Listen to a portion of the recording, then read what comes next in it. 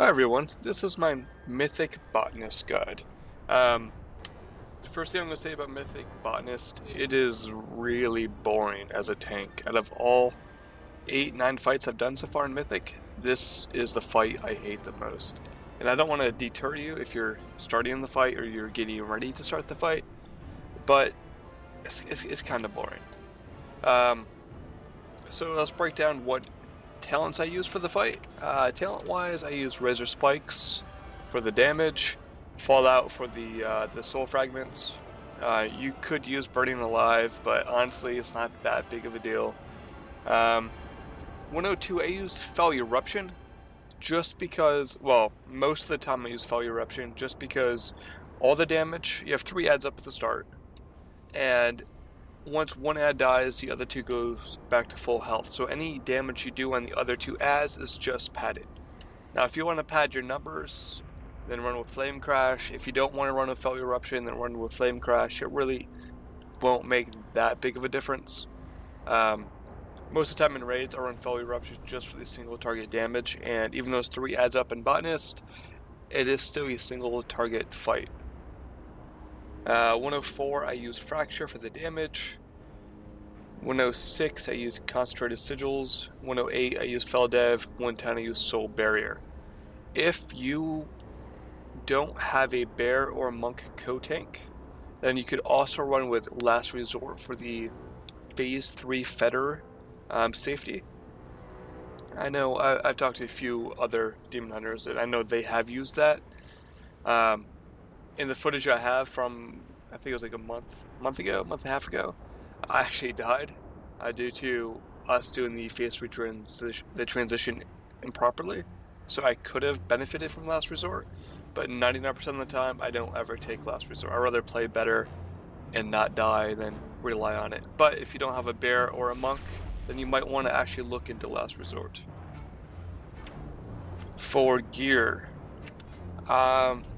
legendary wise, I normally run with Pridus and Archimonde's Hatred Reborn. You can always run with the Cloak of Fell Flames if you are going to be absorbing the fetters in phase 3 a lot longer than you probably should be. Or if you want to help mitigate a lot of the magic damage that's going to happen all the time, Cloak of Fell Flame is also really good.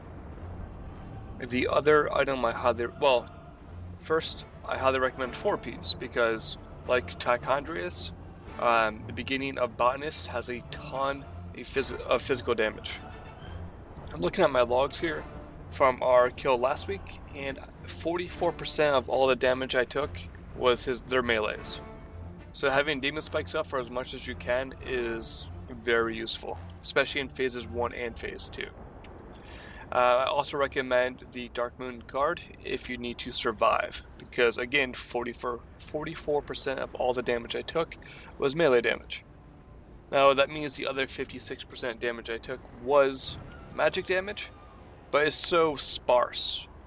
Like the Plasma Explosions, the Fire Orbs. That was 12% of my damage, but we know exactly when they're coming in, every time. So I prefer to mitigate the melee because, from my experience, it's always the melee damage that almost kills me. Consumables, again, is almost always the same thing. Use a Agility Flask, use a Feast if you guys drop Feasts. If you don't, you can use either Versatility Food or Mastery Food. And that should be it. If you're looking for more offensive against Botanist, you could always, instead of DMC, you could run like a BTI or like a Stat Stick. It's also equally as good. Alright, so let's go ahead and look at the footage. Alright, so here we are. This is the pull. If you run with a Bear or maybe a Warrior, maybe even a DK, on the pull, you're probably going to have all 3 adds on you because we burst a lot of front-end AoE damage, and that's what happens whenever I pull this boss. So I start as, we have this broken down, so I'll be on the Naturalist, which dies first because I have better DPS than my co-tank. So instead of keep fighting for threat like we did when we first started learning Botanist, I just keep the Naturalist the entire time because he's not going to pull threat. and I don't have to worry about pulling threat.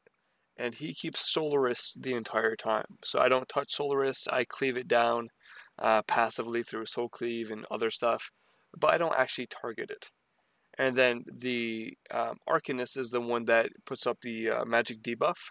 So we alternate taunting on 5. So as the pull happens, I open up with Fiery Brand, open up the Fire Demise window, followed by an Immolate, Soul Carver. I believe in this video I'm using Flame Crash, so I don't have to use Fire Eruption. If I was using Fire Eruption, I would use it at that time. And then when I have 30 pain, I'll use Fell Dev for damage. So we start the pull here, pre-pot at 2, and then you jump in. And I have Threaten all 3, so he comes in and he taunts on Solaris, because that's his target the entire time. I wait for the first Solar Collapse, and then I drop back on the Skull. Now, we set up a little tri-point here that I'll show you in a better shot of the image. I tank the ads on the Skull at all times. This changes if a Chaos appears under our feet.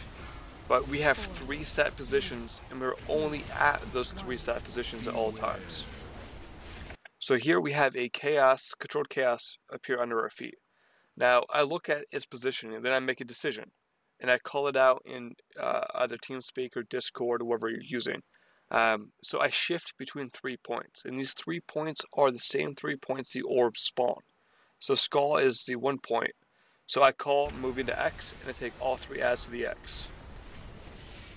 And there's another, I think we use a star over as the 3rd point. We always want to tank all 3 where the ball spawns, where the orb spawn. So here's the spheres, we just cleave them down. Now, for how the spheres work, we always go counterclockwise. And we always start with the one I'm tanking the bosses on. So I'm at X. We kill the ball at X first, and then we just go counterclockwise, kill the second ball, and we leave the 3rd one alone. The Naturalist will drop a healing circle on the ground, so make sure you get the Naturalist away from the symbol as soon as possible. And once it drops, move back.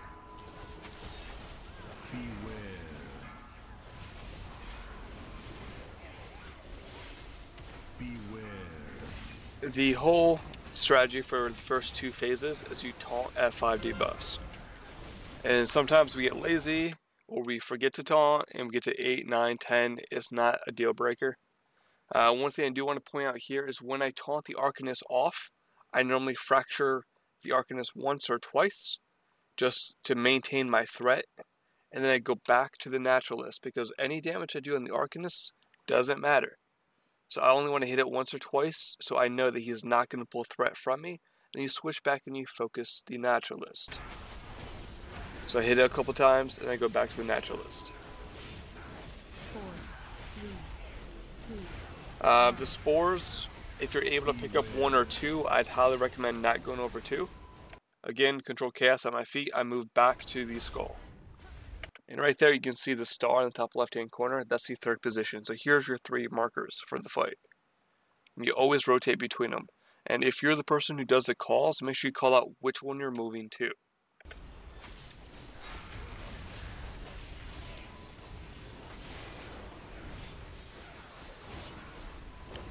Alright, so the balls are coming out. You kill the one where we're standing first. And then they kill the one counterclockwise.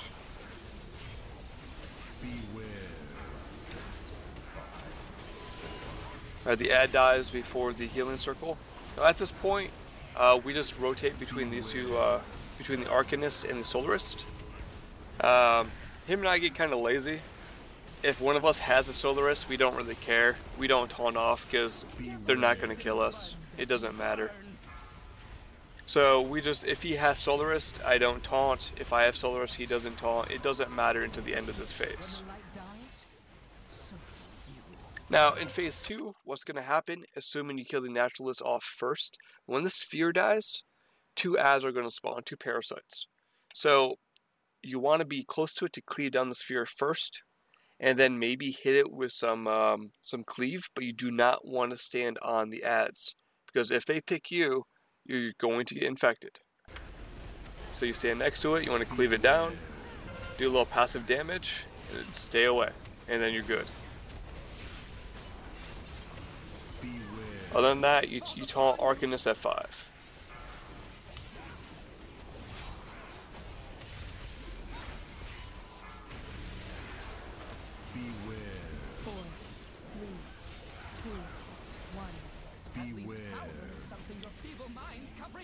Alright, so control chaos, we're fine, we don't move. We off shift just a little bit so we don't get hit by the third explosion, but we stay where we are. You only want to move to the other 2 markers if you absolutely have to.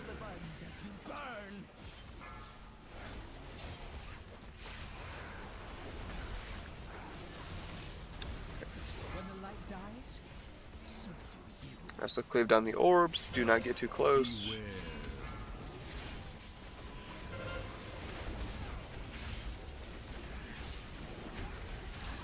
And this is the entire fight. It's actually, like I said in the intro, it's kind of boring. I hate this fight because it's just, you don't do anything. You taunt on 5 and then you rotate if there's a chaos at your feet.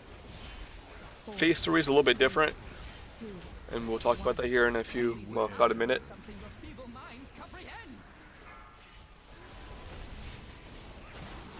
Watch the chaos.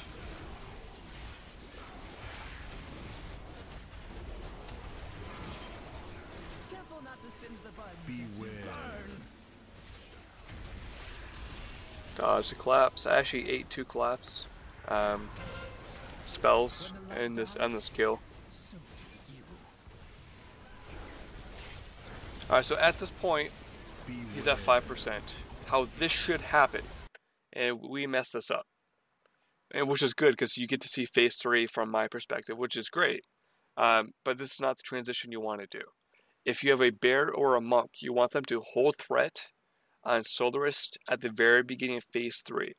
Because they can cheese phase 3 so much that you could probably do about 60% worth of damage to the boss before you have to taunt off. Whereas as a Demon Hunter, you get to about 60, 50%, and then you hope you don't die. So ideally at this point, I have Arcanist, I have 5 stacks, I have cooldowns I can pop, not a big deal.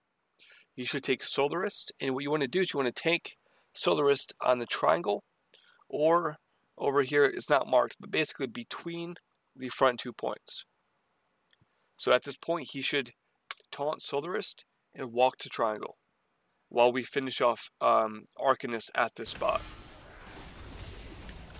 However, what happens is he taunts the wrong ad, and I pull threat from the Solarist. So instead of taunting the ad he was supposed to, I had threat. So what I did was, I quickly, seeing what happened, I quickly moved myself into position. At this point, it is too late. We can't get the ad on him, not safely. He tries to, and I yell at him not to do it because it's too late. Like, don't risk it. So if this happens, then you have to tank first. Now, if you're with a warrior or a death knight or maybe even a paladin, you might want to tank first as well. It depends on how long you can stay alive versus how long they can stay alive. So I bring him into position, and now it's key that nobody comes within a 4-yard radius of you, because he casts Flare on the tank, and it hits anybody with a 4-yard radius, and whoever gets hit by it gets fetters. If you get fetters and anybody else also get fetters, it's a wipe almost every single time. So at this point, I'm yelling at the tank to get away because it's too late. He can't do anything. I got fetters and he taunted, so it was bad positioning. But if I have fetters, he can't have fetters either. So nobody within a 4-yard radius of me. So since I'm taking first, what I'm doing is I'm alternating my cooldowns. And this would have been a good time to take Last Resort if I knew I was going to tank first. And it would have been a good time to take, or use my magic resistant, my Fell Flame Cloak. Would have been awesome. So all I do is I just blow my cooldowns. I try to save Fiery Brand towards the end because it's my biggest cooldown. I just used it because I got worried. I still have Empowered Wards waiting to be used. I just used Meta, so Meta is now down. I use Empower Wards, or I should at least. Be something I do. I do not. So I made a mistake. I didn't use Empower Wards. However, I had the boss for 50% of HP. That's about your threshold. You're not going to really do more than 50%, not as a Demon Hunter. So if you want to do more than 50, we're playing the wrong class. So ideally, he would have tanked it first, but due to a mix-up, he taunted the wrong ad accidentally. I'd have tanked first. So around the 50%, and this is based on your raid DPS as well. If you have lower raid DPS, it might be 60%. If you have higher raid DPS, it might be 40%. It really just depends on your raid DPS, but we are not a good tank to hold it forever, which is why I died. And also keep in mind, this is the same time a sphere exploded as well. So it was the fetter damage plus the melee plus the sphere damage that killed me. So he brings the ads out. Make sure your range kills the lashers. If you die, make sure you take the res after everything is cleared, like now.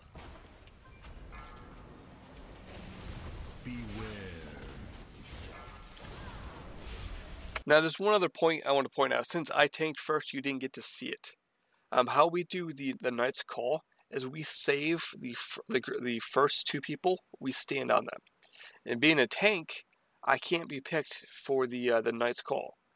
So I run out the triangle positioning. Okay, I run out to the steps because the first guy that gets it goes to the steps, and I just stand on them.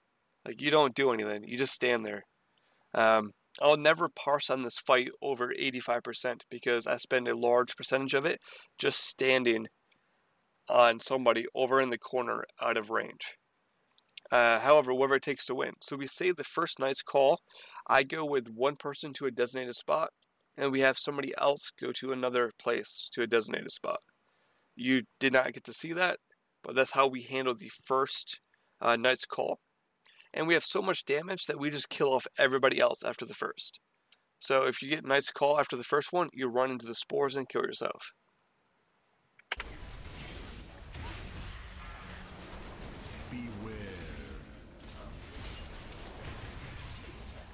And this can get a little hectic because your range DPS will keep dying. So if you get too many, and your healers, by the way. So if you get too many transitions between tanks, you'll run out of range DPS to kill the fetters, which you will see at the end of this video.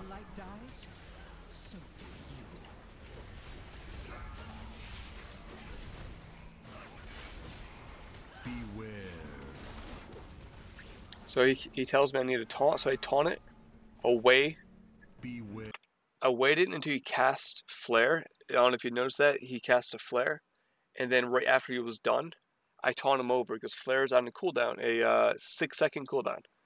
So I want to pull him over into position after he casts Flare, so I know that he doesn't cast it right away. So I get into position, he comes to me, and then I don't move.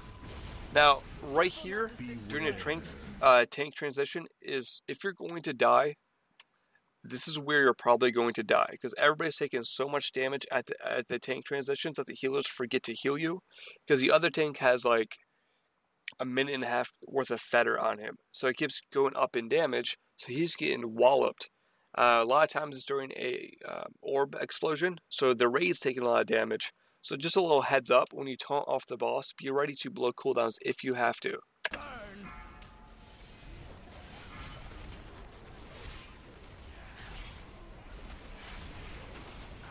Right now we have all the range stats, so these fetters are taking forever to die. When the light dies, so do you. I actually have the tank taunt off me pretty early because I blew all my cooldowns tanking first.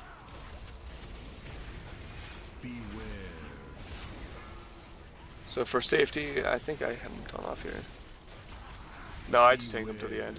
But normally, the second time I hold them, I just hold threat for like 30, 45 seconds because I blow all my CDs the first time. And honestly, that's really it. The fight itself is pretty short, like a 7-minute fight, which isn't bad.